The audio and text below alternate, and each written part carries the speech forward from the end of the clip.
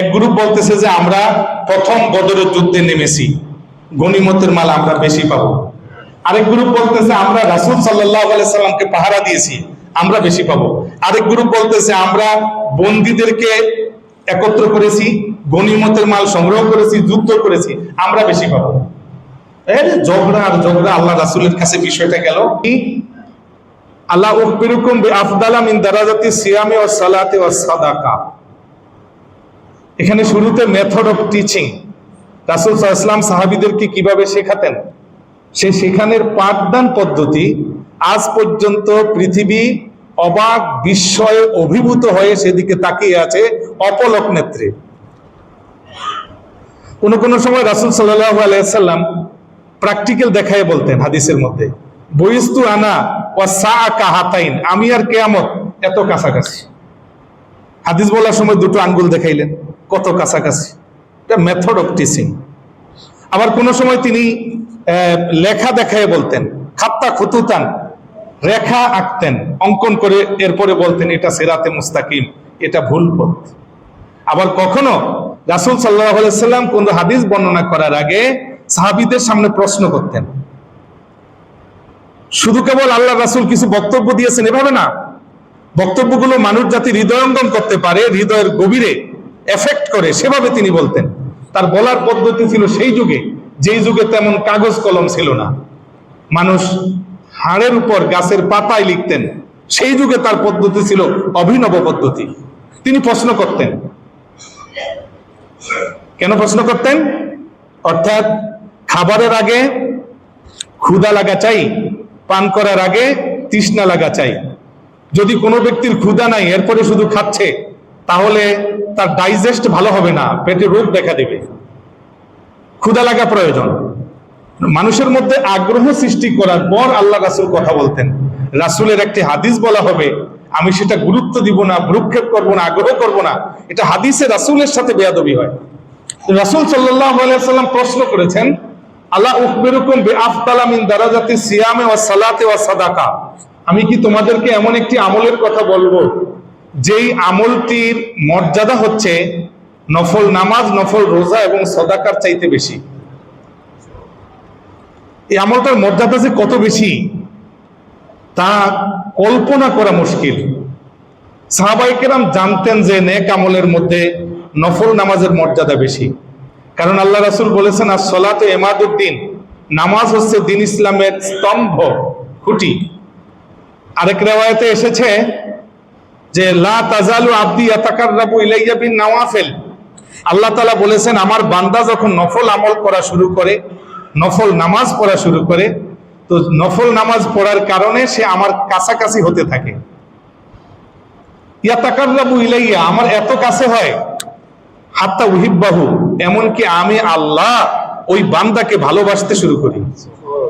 ফাইজা আহবাবতুহু, আমি যখন আমার বান্দাকে ভালোবাসতে থাকি তখন অবস্থাটা এমন হয়, কুনতু সামাহুল্লাযী ইয়াসমাউ বিহি, সে যেই কান দিয়ে শ্রবণ করে সেটা যেন আমার কুদরতি কান হয়ে যায়। ও বাসারাহুল্লাযী ইউবসিরু বিহি, সে যেই চক্ষু দিয়ে দেখে তা যেন আমার কুদরতি চক্ষু হয়ে যায়। ওয়া ইয়াদাহুল্লাতী ইয়াবতিশু বিহা, সে যে হাত দিয়ে ধরে তা যেন আমার হাতে পরিণত হয়। ও রিজলাহুল্লাতী ইয়ামশি বিহা, যে পা দিয়ে হাঁটে তা যেন আমার কুদরতি পায়ে পরিণত হয়। এর মানে হলো যে সে যা বলে তা আমি শুনি। ওয়ালাইন ইস্তাযানি লাউইজান্নাহু ওয়ালাইন সালানি লাউতিয়ান্নাহু, সে যদি কিছু চায় তাহলে চাইতে দেরি, আমি দিতে দেরি করি না। সে যদি কোনো কিছু থেকে আশ্রয় চায় আমি আশ্রয় দিয়ে দিই। আমি তাকে এতটা ভালোবাসি তার কথা যেন আমার কথা হয়ে যায়। এটা মানুষ নফল ইবাদতের মাধ্যমে, নফল নামাজের মাধ্যমে মর্যাদা উন্নীত হয়। সাহাবায়ে কেরাম জানতেন যে নফল নামাজের অনেক দাম। সাহাবায়ে কেরাম জানতেন যে রোজার অনেক দাম, কারণ হাদিসে কুদসির মধ্যে আল্লাহ তাআলা বলেন প্রত্যেকটা নেক আমলের সওয়াব দেওয়া হয় 10 গুণ, কিন্তু আল্লাহ বলেছেন ইল্লা সাওম, রোজা কিন্তু ভিন্ন। ফাইন্নাহু লি ওয়া আনা আজজি বিহি, রোজা আমার জন্য রাখে, আমার নিজের হাতের দান, আমি দেব।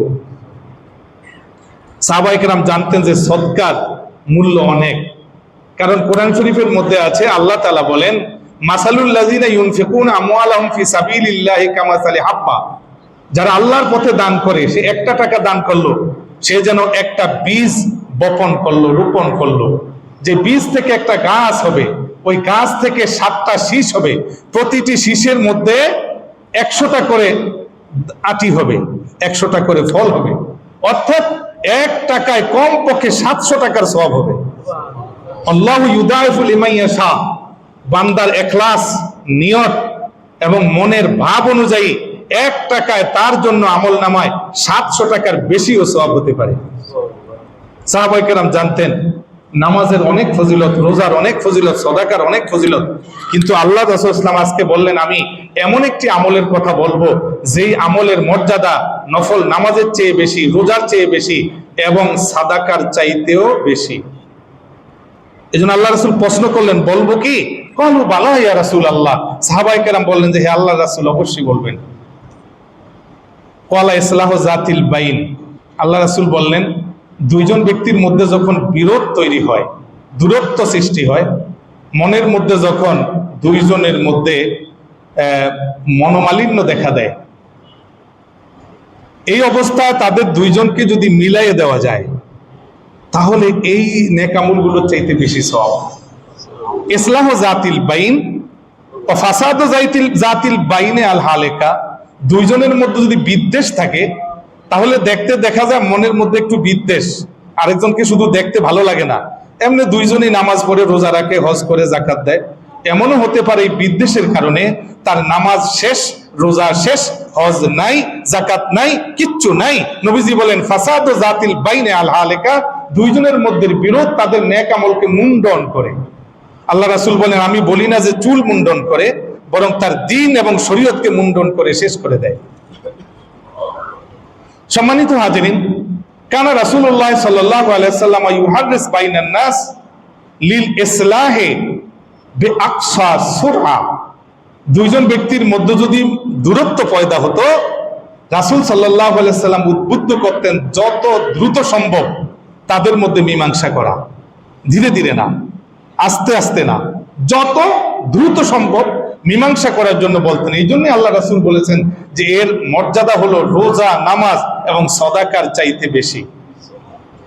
অনেক সময় দুইজনের মধ্যে বিরোধ হয় বিজুনুনে অশুবহাত। ভালো করে অনুসন্ধান করলে দেখা যায় ধারণা প্রসূত কারণে, ভুল বুঝাবুঝির কারণে, কোনো সন্দেহের উপরে নির্ভর করে দুইজনের মধ্যে দূরত্ব সৃষ্টি হয়ে গেছে। কোথায় কোথায় হয় দূরত্ব? এই দূরত্ব ইমাম সাহেব মুয়াজ্জিন সাহেবের মধ্যে হতে পারে, খতিব সাহেব মুসল্লি সাহেবের মধ্যে হতে পারে, এই দূরত্ব স্বামী এবং স্ত্রীর মধ্যে হতে পারে, বাবা এবং সন্তানের মধ্যে হতে পারে, এই দূরত্ব বন্ধুর সাথে বন্ধুর হতে পারে, সহপাঠীর সাথে সহপাঠীর হতে পারে, শিক্ষকের সাথে শিক্ষক হতে পারে, মুসল্লির সাথে মুসল্লির হতে পারে। কিন্তু ভালো করে খোঁজ করলে দেখা যাবে অন্তঃসার শূন্য, ভিতরে কিচ্ছু নেই। একটা ভুল ধারণার কারণে দূরত্ব সৃষ্টি হয়েছে। ফাতামতাদ্দু আল মুশকালাতু ইলা সানাতিন আও সানাতাইনি আও খামসে সানাওয়াতিন। কিন্তু বিরোধ 1 বছর, 2 বছর, 5 বছর পর্যন্ত লাস্টিং করেছে। কি নিয়ে এই দূরত্ব হতে পারে? আর দেখা গেল যে বক্তা বক্তৃতা দিয়েছে, একটা শব্দ কারোর পছন্দ হয় নাই, এই শব্দটা নিয়ে দূরত্ব হতে পারে। দূরত্ব হতে পারে কি নিয়ে? আমার প্রতিবেশী তার ছেলের বিবাহের আয়োজন করেছে, আমাকে দাওয়াত দেয় নাই, ওলিমার দাওয়াত। দাওয়াত দেয় নাই, কি হয়েছে? আমাকে ছোট মনে করলো, আমাকে গুরুত্ব দিল না, আসলে আমাকে সে পছন্দ করে না, পছন্দ করে না।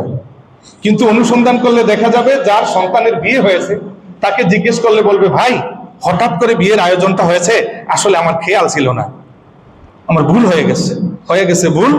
ওনার এমন দূরত্ব হয়ে গেছে যে তার সাথে আর কথাই বলা যাবে না, একদম সে মহাভারত গলত, এমনিই গলত, আরো গলত হয়ে গেছে। আর কি জন্য দূরত্ব হতে পারে? মুয়াজ্জিন সাহেবকে বললো যে হুজুর আমার নানার জন্য দোয়া করবেন, দেখা গেল যে উনি এই 10টা কাজের মধ্যে একটা কথা ভুলে গেছে। আরে মুয়াজ্জিন সাহেব, তাইলে আপনি ইচ্ছা করে আমার কথা ভুলে গেছেন না? আপনি আমার সাথে দেখতে পারেন নাই, আপনার সাথে আমার শত্রুতা আছে। কি জন্য দূরত্ব হতে পারে? আমি একটা আদর্শ বিশ্বাস করি, একটা দলে বিশ্বাস করি, একটা কথা আমার দলের না হয় আরেকটা দলের হয়ে গেছে, এই জন্য মারাত্মক দূরত্ব হয়ে গেছে, আর কথা বলা যাবে না, একদম কঠিন অবস্থা হয়ে গেছে। তো এখন কি হলো? যাকে দেখতে নারী তার চলন বাঁকা, এই দূরত্বের কারণে মনের মধ্যে যে বিদ্বেষ সৃষ্টি হয়, এই বিদ্বেষটা কোনো ছোট গুনাহ নয়, সাধারণ পাপ নয়, এত কঠিন পাপ। এই একটা পাপ থেকে হাজার পাপের সৃষ্টি হয়। এক, মনের মধ্যে বিদ্বেষ, এটা কঠিন পাপ। দুই, দেখতে না পারার কারণে তার কোনো ভালো জিনিস ভালো লাগে না, সুযোগ হইলে তার বিরুদ্ধে গীবত, সুযোগ হইলে তার বিরুদ্ধে মিথ্যা প্রপাগান্ডা, সুযোগ হলে তার বিরুদ্ধে অপবাদ, সুযোগ হলে তার সাথে বিবাদ, হাজার হাজার পাপের জন্ম দেয়। আমি মাঝে মাঝে বলি, একবার এক ইমাম সাহেবের চাকরি হয়েছে ইন্টারভিউর পর, মাগরিবের সময় চাকরি হয়েছে, পরের দিন চাকরি নট হয়ে গেছে। আরে ভাই, আপনারা ইন্টারভিউ দিয়ে নিলেন, চাকরিটা গেল কই? কয় বাদ। কেন বাদ? কয় জানেন না।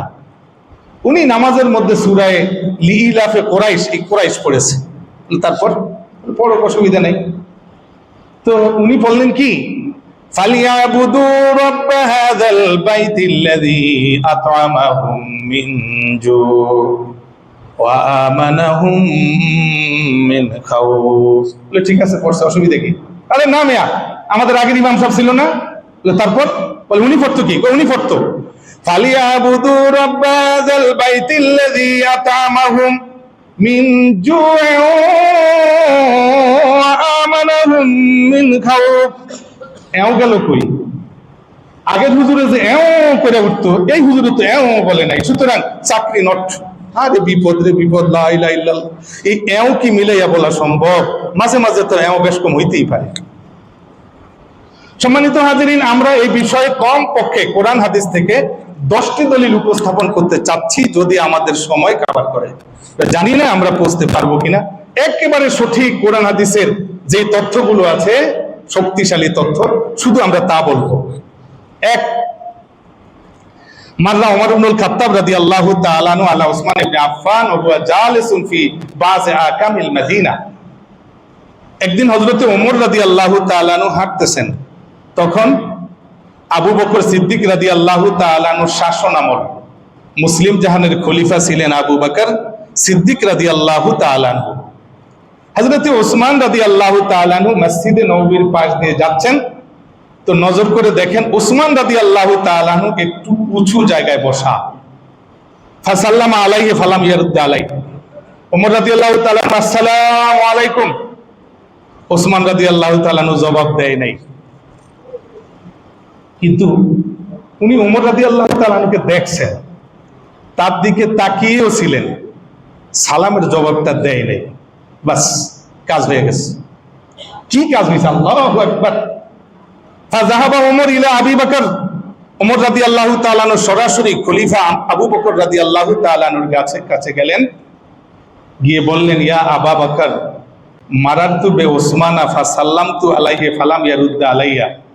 আমি ওসমানের পাশ দিয়ে যাচ্ছিলাম, তাকে সালাম দিলাম, সে আমাকে একটু ওয়ালাইকুম সালাম বললো না। কিভাবে সে পারল? কিভাবে সে আমার সালামের জবাব দিল না? আল্লাহু আকবার। আবু বকর রাদিয়াল্লাহু তাআলা আনহুর মনে পড়ে গেল যে আল্লাহ তাআলা বলেছেন বিসমিল্লাহির রহমানির রহিম কুল লিইবাদি। আয়াতের মধ্যে আছে যে ইন্নাশ শাইতানা ইয়ানজাগু বাইনাহুম। হে নবী, আপনি বলে দেন আমার বান্দাদেরকে, তারা যাতে সুন্দর ব্যবহার করে, একটু সুযোগ পেলে তাদের মধ্যে দূরত্বের শয়তান ঢুকে যাবে। শয়তান ঢুকলে ছোট্ট জিনিসটাকে বড় করে দিবে। এরা বড় সাহাবী, এদের কাছে শয়তান ঢুকে যাবে। আমরা কে? আমরা? কিসের খতিব, কিসের ইমাম, কিসের মুসল্লি? এরা সাহাবীদের মধ্যে প্রথম সারি সাহাবী আবু বকর রাদিয়াল্লাহু তাআলা, ওমর রাদিয়াল্লাহু তাআলা, উসমান, তলহা, জুবায়ের, আলী, এরা প্রথম সারি সাহাবী। আবু বকর রাদিয়াল্লাহু তাআলা মনে পড়ে গেল যে একবার ওমর রাদিয়াল্লাহু তাআলার মেয়ে হাফসা রাদিয়াল্লাহু তাআলা আনহা যখন বিধবা হয়ে গেলেন, তো হযরত ওমর ওসমানকে বলেছিলেন যে আমার মেয়ে হাফসা বিধবা হয়ে গেছে, আপনার কাছে বিয়ে দিতে চাই। ওসমান বললেন যে আমি একটু কয়েকদিন বুঝে বলবো। কয়েকদিন পরে এসে বললেন যে ভাই, আমি আসলে বিয়ে করব না, এ সময় বিয়ে করব না। পরবর্তীতে হযরতে হাফসাকে আমাদের নবীজি বিবাহ করেছিলেন। কিন্তু শয়তান এখন বুঝাই দিবে যে ওমর আজকে তোমার সালামের জবাব দেয় নাই, আগের থেকেই তোমাকে পছন্দ করে না। সেই 10 বছর আগে তুমি হাফসার বিবাহের প্রস্তাব দিয়েছিলা, ও তো আসলে তোমাকে উপরে উপরে ভালো জানে, ভিতরে তো তোমাকে পছন্দ করে না। এই কথাটা বুঝাই দিতে শয়তানের সময় লাগবে না। আল্লাহু আকবার। আমার নবীজি বলেছেন বেআকসা সোরা, যত দ্রুত সম্ভব মনোমালিন্য দূর করে দাও, না হলে কিন্তু কঠিন পাপে পরিণত হবে, একটার থেকে হাজার পাপের উদ্ভব হবে। আবু বকর রাদিয়াল্লাহু তাআলা সাথে সাথে ফারসালা ইলা উসমানা ইয়াসআলুহু আন যালিকা, উসমান রাদিয়াল্লাহু তাআলা কে খবর পাঠালেন। উসমান আসলেন, আবু বকর, উসমান কি ব্যাপার, আপনার ভাই ওমর আপনার পাশ দিয়ে গেলেন, আপনাকে সালাম দিলেন, আপনি জবাব দিলেন না। ক্বালা ওয়াল্লাহি মা সাল্লামা আলাই, ওমর বলে আল্লাহর কসম সে আমাকে সালাম দেয় নাই। কে বলে? উসমান। উসমান রাদিয়াল্লাহু তাআলা বলেন, ওমর বলেন বালা সাল্লামতু আলাইক, হ্যাঁ সালাম দিয়েছি। উসমান বলেন মা রাআইতুকা ওয়া মা সাল্লামতানি, কই আমি আপনাকে দেখিও না, আপনি আমাকে সালামও দেন নাই।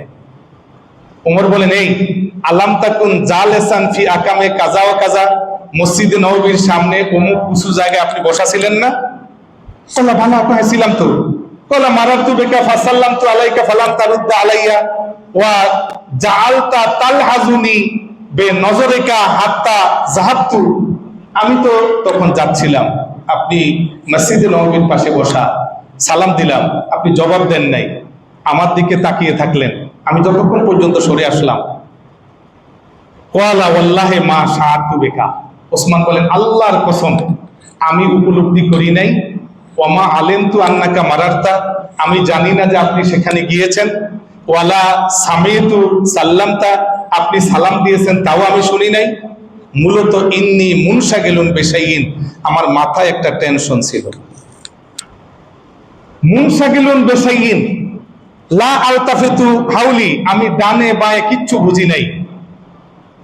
ওয়ামা ইনতাবাহাতু আন্নাকা মারারতা, আপনি যে এই পথে গেছেন তাও আমি খেয়াল করি নাই। আমি একটা টেনশনে ছিলাম, আমার চোখ খোলা ছিল, কিন্তু আমি সামনে পিছনে কিচ্ছু বুঝি নাই। হতেই পারে এরকম, টেনশনে আছে। আবু বকর রাদিয়াল্লাহু তাআলা বললেন মা আশগালাকা ইয়া উসমান, আপনার কি টেনশন ছিল?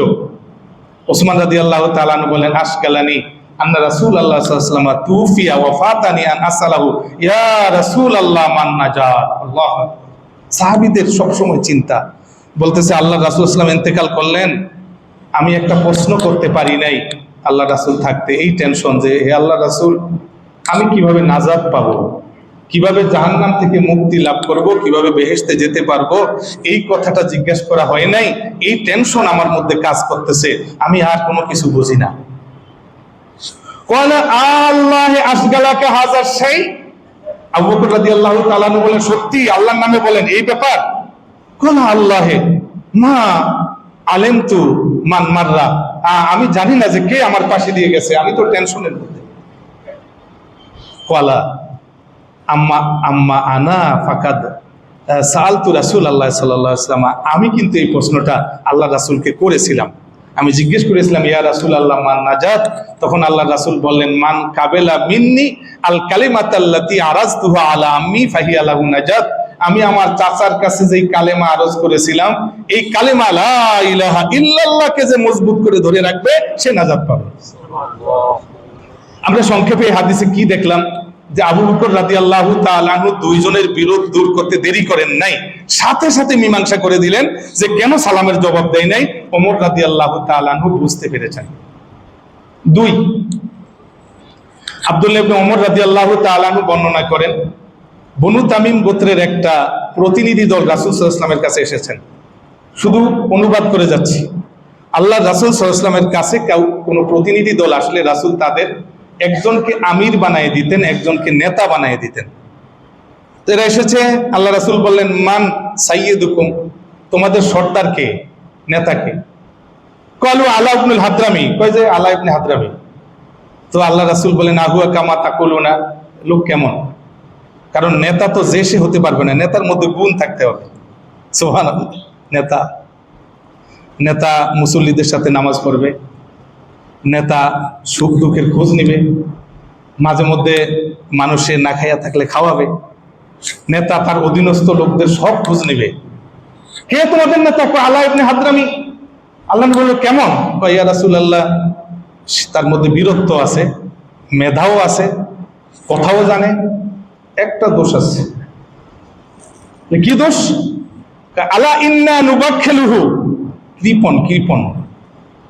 সব ঠিক আছে, হাতের ফাঁক দিয়া পানিও ঝরে না, টাকাও ঝরে না, কিছু দিতে চায় না কাউ। আলা আন্না নুবাখখিলুহু, বখিল। কোনা ওয়া আইনু দাইন আদওয়া মিনাল বুখলে। আল্লাহ নবী বলেন এর চাইতে দোষ, বড় দোষ আর কি আছে? একটা মানুষ বখিল, এর চাইতে বড় দোষী আর কেউ নেই। বখিল কোনোদিন নেতা হতে পারে না। আল্লাহ রাসূল বলেন বল সাইয়্যিদুকুম আমর ইবনে আস, আমি নেতা চেঞ্জ করে দিলাম, তোমাদের আমির হবে, তোমাদের নেতা হবে আমর ইবনে আস, আগেরটা হবে না। কারণ হাদিস শরীফের মধ্যে আছে রাসূল সাল্লাল্লাহু আলাইহি সাল্লাম বলেছেন লা ইয়াস্তামিউ শুহকুন ওয়া ঈমানুন ফি কলবি আবদিন আবাদান। একই ব্যক্তির কলবের মধ্যে কৃপণতা এবং ঈমান একত্র হতে পারে না। একটা লোকের দিলের মধ্যে ঈমানও থাকবে, কৃপণতাও থাকবে, তা হতে পারে না। কৃপণতা কোনো ছোট গুনাহ না, ছোট দোষ না, কৃপণতা ভয়াবহ দোষ। কৃপণ লোক কখনো নেতা হতে পারবে না।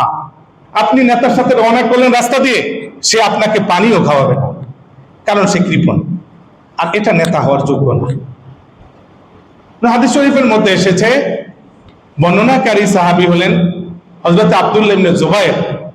বনু তামিমের আরেকটা গ্রুপ রাসূলের কাছে এসেছে, এসে বলেন ইয়া রাসূলুল্লাহ, আপনি আমাদের নেতা বানিয়ে দেন, কারণ আমরা যাকে তাকে নেতা বানাবো, আবার এটা কোন কৃপণ হয় ঠিক নেই, ভালো দেখে একটা বানিয়ে দেন। আল্লাহ রাসূল সাল্লাল্লাহু আলাইহি ওয়াসাল্লামের দুইজন উজির ছিল, একজন উজিরের নাম হলো আবু বকর, আরেকজনের নাম হলো ওমর রাদিয়াল্লাহু তাআলা আনহুমা। আল্লাহ রাসূল উজিরদেরকে বলেন আপনারা বলেন কাকে নেতা বানানো যায়। আবু বকর রাদিয়াল্লাহু তাআলা আনহু বললেন যে কাকা ইবনে মাবাদ। ওমর রাদিয়াল্লাহু তাআলা আনহু বললেন যে না, নেতা হবে আকরা ইবনে হাবেস। আবু বকর রাদিয়াল্লাহু তাআলা আনহুর মনের মধ্যে একটু কষ্ট লাগছে, আমি একটা কথা বললাম, তুমি আবার আরেকটা বললা, একটু মনের দূরত্ব হইতে কতক্ষণ লাগে? এত বড় মাপের সাহাবী। আবু বকর রাদিয়াল্লাহু তাআলা আনহু বললেন মা আরাত্তা ইল্লা খিলাফি, তোমার একটা অভ্যাস, আমি যা বলি তার উল্টাটা বলো। ওমর রাদিয়াল্লাহু তাআলা আনহু বলেন মা আরাত্তু খিলাফাকা, আমি উল্টা বলার জন্য বলি নাই, আমি যাকে যোগ্য মনে করেছি তার নাম প্রস্তাব করেছি। ফাইত্তাফাত আসওয়াতুহুমা, দুইজনের আওয়াজ জোরে হতে শুরু করলো। ফাআনজালাল্লাহু তাআলা, জিবরাইল আমিন কোরআন শরীফের আয়াত নিয়ে আসলেন। বিসমিল্লাহির রহমানির রহিম, ইয়া আইয়ুহাল্লাযীনা আমানু লা তারফাউ আসওয়াতাকুম ফাওকা সাওতিন নবী ওয়া লা তাজহারু লাহু বিল কাওলি কাজাহরি বাদিকুম লিবাদ আন তাহবাতা আমালুকুম ওয়া আনতুম লা তাশউরুন। খবরদার, আমার নবীর মজলিসে বসে জোরে কথা বলা যাবে না, ঝগড়া করা যাবে না, মনোমালিন্যতা করা যাবে না। যদি ফাদ্দার এরকম করো, সারা জিন্দেগীর রোজা, নামাজ, হজ, হিজরত যা আছে সব বিনাশ করে দিব। আল্লাহু আকবার। না, আবু মুলাইকা বলতেছেন ওয়াল্লাহি কাদাল খায়রানে আন তাহলিকা আইয়ালিকা, আল্লাহর কসম সেরা দুইজন সাহাবী ধ্বংস হয়ে যেতেছিল। আবু বকর ওমর, আল্লাহ তাদেরকে রহম করেছেন, দুইজন তওবা করেছেন যে না, রাসূলের দরবারে এইভাবে দ্বন্দ্ব করা যাবে না। আবু বকর রাদিয়াল্লাহু তাআলা ওমর এরপরের থেকে এত আস্তে কথা বলতেন, মাঝে মাঝে আল্লাহ রাসূল আবার জিজ্ঞেস করতেন যে আপনি কি বলছেন বুঝি নাই, এত আস্তে কথা বলতেন, আর জোরে কথা বলেন নাই। এখানে আমরা হাদিসের মধ্যে কি দেখলাম যে দ্বন্দ্ব মানুষকে কোথায় নিয়ে যায়। এত বড় সাহাবী, তাদের বিরুদ্ধে আয়াত নাজিল হয়ে গেছে যে এভাবে করলে জিন্দেগীর আমল বিনাশ হয়ে যাবে। পারস্পরিক কলহকে সাধারণ মনে করা যাবে না। আমাদের সমাজে এটা থাকে, প্রিন্সিপালদের ট্রেনিং এ একটা সাবজেক্ট থাকে যে দ্বন্দ্ব, এর ব্যাপারে ব্যবস্থাপনা। কি শিখায়? কি শিখায়? ওরা তো কোরআন হাদিস দিয়ে শিখায় না। একজনে শিখাইলো দ্বন্দ্ব জিয়ে রাখতে হবে, তাহলে আপনার সাথে আর দ্বন্দ্ব করবে না, ওরা দ্বন্দ্ব করবে। কি সুন্দর কথা! শয়তানের বুদ্ধিও শয়তান, না আছে কোরআন, না আছে হাদিস। সম্মানিত হাজিরিন, আসেন, বদরের যুদ্ধ যখন শেষ হয়ে গেল, সাহাবায়ে কেরামের মধ্যে দ্বন্দ্ব শুরু হয়ে গেল গনিমতের মাল নিয়ে। এক গ্রুপ বলতেছে যে আমরা প্রথম বদরের যুদ্ধে নেমেছি, গনিমতের মাল আমরা বেশি পাবো। আরেক গ্রুপ বলতেছে আমরা রাসূল সাল্লাল্লাহু আলাইহি সাল্লামকে পাহারা দিয়েছি, আমরা বেশি পাবো। আরেক গ্রুপ বলতেছে আমরা বন্দীদেরকে একত্র করেছি, গনিমতের মাল সংগ্রহ করেছি, যুদ্ধ করেছি, আমরা বেশি পাবো। এর ঝগড়া আর ঝগড়া, আল্লাহ রাসূলের কাছে বিষয়টা গেল, হুজুর গনিমতের মাল কি করা যাবে? আয়াত নাযিল হয়ে গেল, ইয়াসআলুনাকা আনিল আনফাল কুলিল আনফালু লিল্লাহি ওয়ার রাসূল ফাত্তাকুল্লাহা ওয়া আসলিহু যাতা বাইনিকুম। নবী আপনার কাছে গনিমতের মালের কথা জিজ্ঞেস করে বলে দেন, গনিমতের মাল আল্লাহ এবং আল্লাহ রাসূলের দায়িত্ব, যাকে ইচ্ছা দিবেন অথবা দিবেন না। আল্লাহকে ভয় করো, দ্বন্দ্ব দূর করো। ওয়াসলিহু যাতা বাইনিকুম, আগে দ্বন্দ্ব দূর করো, দ্বন্দ্ব থাকবে ইসলামও থাকবে, হতে পারে না। আমরা কি দেখি সমাজে, দ্বন্দ্ব বা কোনো বিপদ দেখলে কিছু মানুষ দুইজনে ঝগড়া করতেছে, একজন আরেকজনে পিটাইতেছে, দাঁড়াইয়া সুন্দর করে মোবাইলে লাইভ করতেছে। এটা তোরে লাইভ করতে বলছে শরীয়ত? একজন সাংবাদিক সে লাইভ করে করে, তুই তো ডাক দিবি যে ভাই দুইজনের দ্বন্দ্বটা বন্ধ করি, কিভাবে? বন্ধই করে না। আল্লাহু আকবার, কি অবস্থা! লাইভ করতেছে, একটা মানুষ পানিতে ডুবতেছে, উনি মোবাইলে উঠাইতেছে, কেমনে কেমনে মরে দেখি, ঘরের মধ্যে আগুন লেগেছে, উনি লাইভ করতেছে, আগুনটা কেমনে কেমনে পোড়াইতেছে একটু দেখি। এটা বলছে শরীয়ত? আগুনটা নিভাতে বলেছে। আল্লাহু আকবার, ইয়া হাসরাতান আলা লিবাদ। এজন্য একজন বুজুর্গ ব্যক্তি যার নাম হলো আমাশ, তো ওনার স্ত্রীর সাথে মাঝে মাঝে ঝগড়া হইতো। এটা অনেকেরই হয়, অনেকের মশারি টানার নিয়ে ঝগড়া হয়, যে স্ত্রী টানাবে না স্বামী টানাবে। তো আমাশ তার স্ত্রী মাঝে মাঝে তাকে কষ্ট দিত কথায় আর কাজে। উনি চিন্তা করলেন স্ত্রীকে যাতে বোঝাতে পারি না, দ্বন্দ্ব দূর করা দরকার। একজনকে ঠিক করলেন যে ভাই আপনি সমাধান করে দেন, ফাদা খালা লিউসলিহা বাইনাহুমা, সে এদের মধ্যে সমাধান করবে। স্ত্রী পর্দার সাথে, পর্দার ভিতরে আছে, স্বামী বাহিরে আছে, আমাশ বুজুর্গ মানুষ, এ দ্বন্দ্ব দূর করতে গেছে। সে গিয়ে বলতেছে, ইয়া ফুলানা, স্ত্রী বল, শোনো, ইন্নাল আমাশ রাজুলুন সালিহুন, তোমার স্বামী একজন নেককার মানুষ, তো তুমি কেন তার সাথে ঝগড়া করো? তুমি পারো না তার সাথে ভালো আচরণ করতে? লা ইয়াজহাদান্নাকে ফিহে, খবরদার এরপরে যেন এমন না দেখি যে তার সাথে তুমি ঝগড়া করো। কি হয়েছে তার?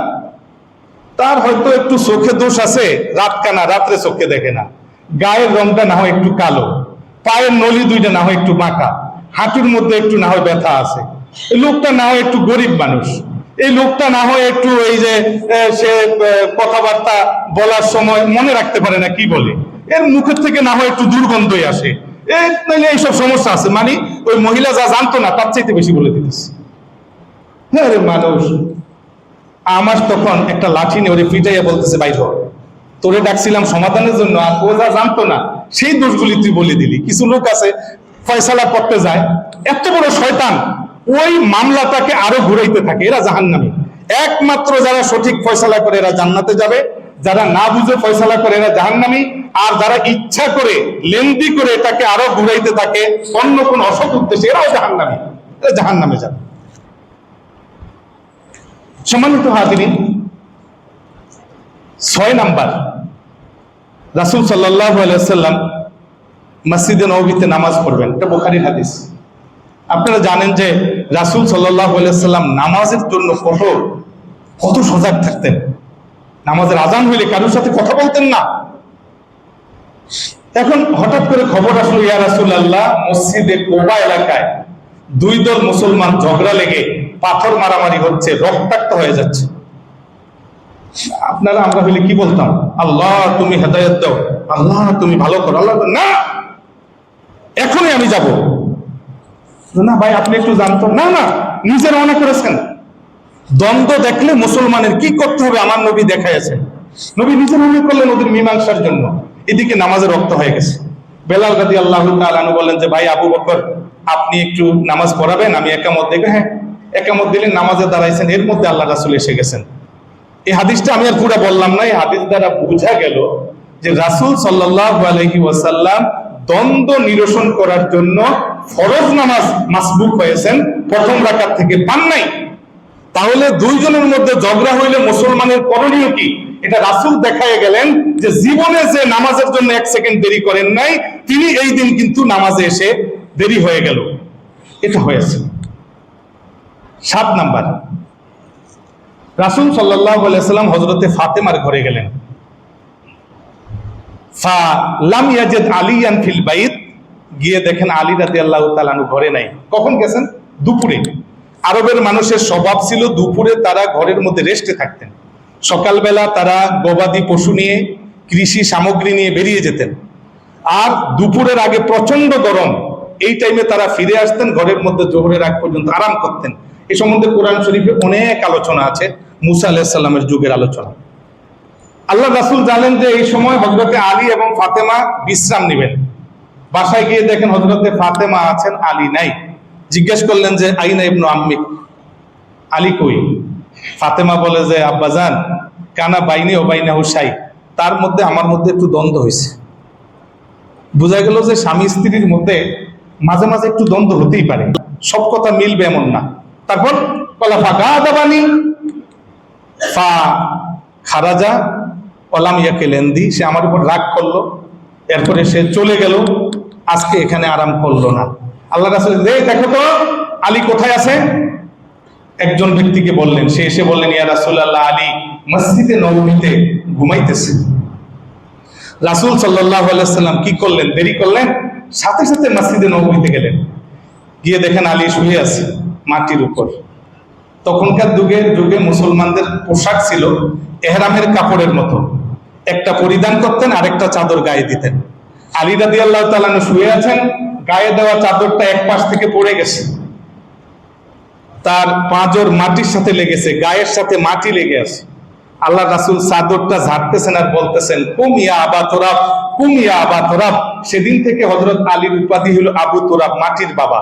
আল্লাহ রাসূল বললেন যে আবু তুরাব উঠো উঠো। আলী তো লাফাইয়া উঠছে।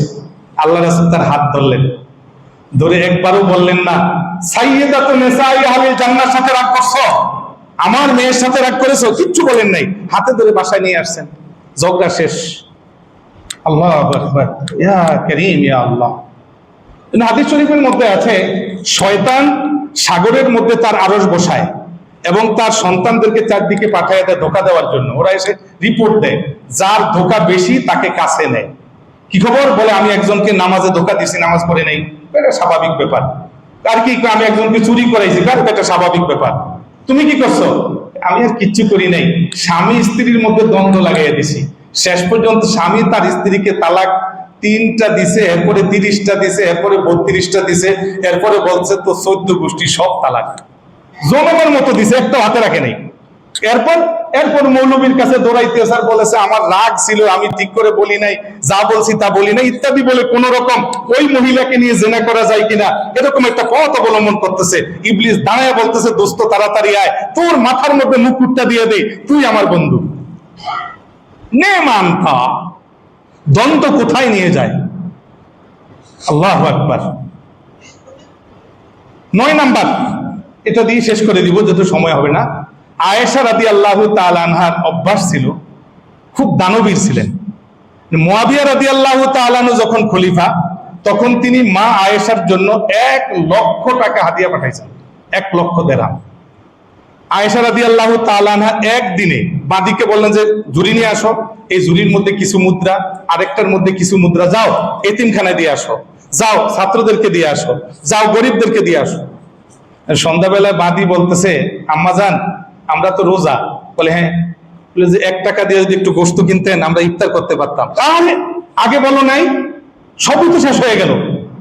ওনার বোনের ছেলে আব্দুল্লাহ ইবনে জুবাইর শুনেছে, শুনে বলতেছে যে তুন ফেকু তুফরেতু, আমার খালার অভ্যাস এই বেশি বেশি অপব্যয় করে, সব খরচ করে, পরে না খাইয়া থাকে। আমি তাকে যত নিষেধ করি আমার কথা শুনে না। কথাটা মা আয়েশার কানে আসছে, কি আমার বোন ফুতে এই কথা বলতে পারে? আল্লাহুম্মা লি আলাইকা নজর, আল্লাহ আপনার নামে আমি মানত করলাম, আমি আর কোনোদিন এই বোন ফুতের সাথে কথা বলবো না। আব্দুল্লাহ ইবনে জুবাইর পরে আসছে, যত ঘুরতেছে যে খালা মাফ করে দেন, এখানে কাঁদে ওখানে বসে, খালা 3 দিনের বেশি কথা না বলে থাকা যায় না, আপনি তো হাদিস বলেন, মাফ করে না। এরপরে আনসার মুহাজির সাহাবীরা সুপারিশ করছে, কাজ হয় নাই। এরপরে মা আয়েশার কাছে সাহাবীরা পড়তেন পর্দার আড়াল থেকে। আর কয়েকজন আসছেন, আম্মা জান আমরা কি ঘরে আসবো? মধ্যে পর্দার কাপড় টানানো। বলে হ্যাঁ সবাই আসবো। হ্যাঁ। আব্দুল্লাহ ইবনে জুবাইরের সাথে জুবাইর ভিতরে ঢুকে কান্না শুরু করছে, আম্মা জান মাফ করে দেন, 3 দিনের বেশি তো দ্বন্দ্ব রাখা যায় না, কথা বন্ধ করা যায় না। বলেন কিভাবে মাফ করবো? আমি শক্ত কসম করেছি। বলে কাফারা দিয়ে দেন। কাফারা একটা গোলাম স্বাধীন করলেই হয়। মা আয়েশা 40টা গোলাম স্বাধীন করেছেন। তার হাত কত বড় ছিল, দানের হাতটা কেমন ছিল? আমরা তো শুধু কৃপণতার কথাগুলো বুঝি, কত বড় দানের হাত ছিল। 40টা গোলাম স্বাধীন করেছেন। এরপরে আব্দুল্লাহ ইবনে জুবাইরের সাথে কথা বলেছেন। সম্মানিত হাজিরিন, কখনোই দুইজনের মধ্যে দ্বন্দ্ব হইলে যদি আমার কাছে মজা মজা লাগে, বুঝতে হবে আমার ইমানের মধ্যে ভেজাল আছে। মজা লাগার দরকার নাই, যত দ্রুত সম্ভব দুইজনের ভুল বুঝাবুঝি অবসান করতে হবে। আল্লাহ তাআলা আমাদেরকে তৌফিক দান করেন, আমিন। ওয়া আখিরু দাওয়ানা